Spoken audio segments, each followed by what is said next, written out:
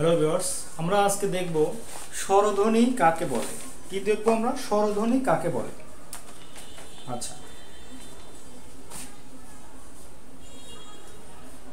স্বরধ্বনি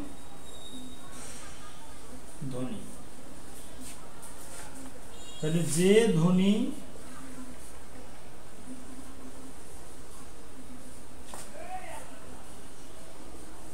অন্য ধ্বনির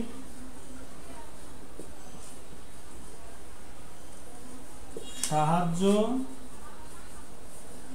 ছাড়া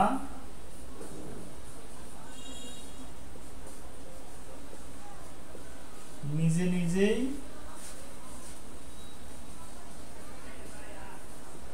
উচ্চারিত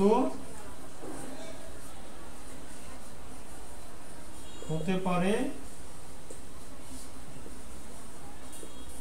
তাকে স্বরধ্বনি বলে। আচ্ছা, তাহলে কি দেখলাম আমরা? স্বরধ্বনি যে ধ্বনি অন্য ধ্বনির সাহায্য ছাড়া নিজে নিজেই উচ্চারিত হতে পারে তাকে স্বরধ্বনি বলে। এখন বাংলা ভাষায় স্বরধ্বনি কয়টা? 7টি। কি কি সেটা আমরা লিখব। স্বরেয়,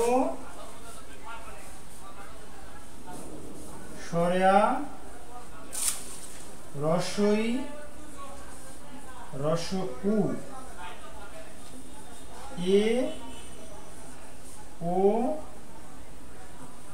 এ। 1 2 3 4 5 6 7। তাহলে কি স্বরধ্বনি কাকে বলে সেটা আমরা শিখলাম এবং স্বরধ্বনির 7টি উদাহরণ।